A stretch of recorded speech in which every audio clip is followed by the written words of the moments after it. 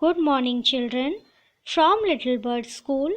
Today I am taking Social Science subject of Standard 8. Today we will continue our chapter 1, Arrival of Europeans in India. So children, today our topic is the Dutch. After hundreds of years of the arrival of Portuguese, at the end of 16th century, the Dutch of Holland, now the Netherlands, came to India for trading. It means previous of hundred of years, Portuguese came to our India for trading purpose, and there is an end of Portuguese at 16th century. The Dutch of Holland, now the Netherlands, came to India for trading. It means now the Dutch, it was now become a Netherlands, they came to our India for trading purpose. Initially, they established a fort of Pulicat and Madras, now it was Chennai. They also established the trading center at Agra in the year 1663. Meanwhile, the British also arrived in India. The Dutch could not withstand the competition against the British. It means the Dutch came to India and they established their trading center at Agra in the year 1663. Meanwhile, the Britishers at that time also arrived and came to India for trading purpose. But there is a lot of competition in the market for business. So the Dutch could not withstand the competition against the British. Then our topic is British interest in India.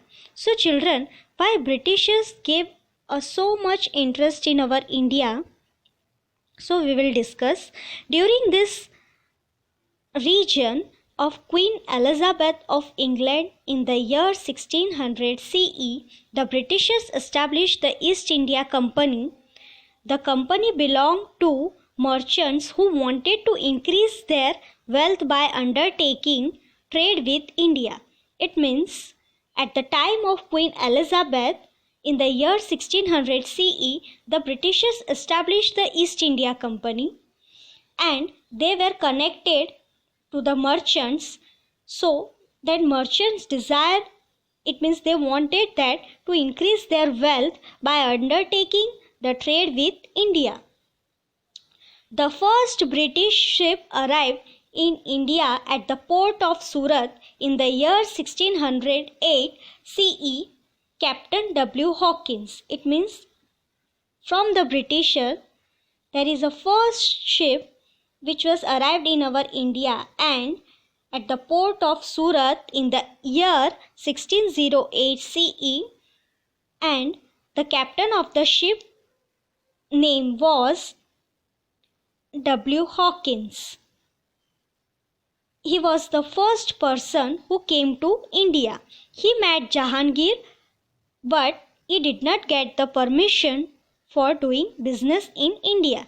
Then after, Sir Thomas Rao came to our India and he got the permission to establish the trading center in Surat. Later, the Delhi went to the hands of Shah Jahan. It means Shah Jahan was ruled over in Delhi. Shah Jahan gave the permission to the British to carry out the trade in Bengal. Then our topic is the French. The French established the French East India Company in the year 1664 CE. Yes children, the French established their French East India Company in the year 1664 CE. They established their factories in Surat, Machilipatnam and Pondicherry. The head of the French company was Joseph Francois Dupleix, who had the desire to expand the European rule in India. Yes, there is a head of that French company whose name was Joseph Francois Dupleix, he has the desire to expand the European rule in India. Thus, the French and the British stood in competition against each other to become the strongest European company.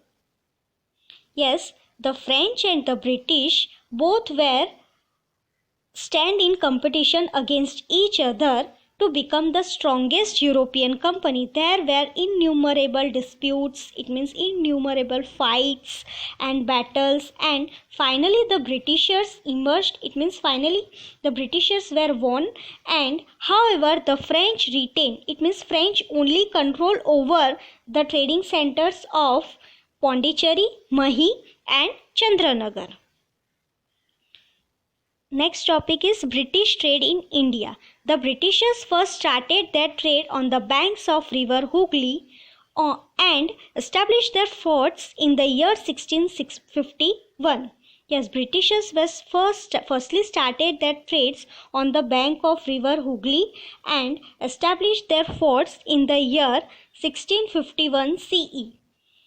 The forts were garrisoned for their protection of the factory and got the permission from the Mughal emperor. It means garrison means the forts were to provide, it means they have to provide some place with a group of troops for the protection of the factory and got the permission from Mughal emperor Aurangzeb to doing trade without paying any tax against the annual payment. It means Mughal Emperor Aurangzeb gave the permission for doing business and also give the permission for not paying the tax against the annual payment. So children, up to this, we will continue this chapter in our next lecture and also discuss some topics related to this chapter. Okay children. Thank you.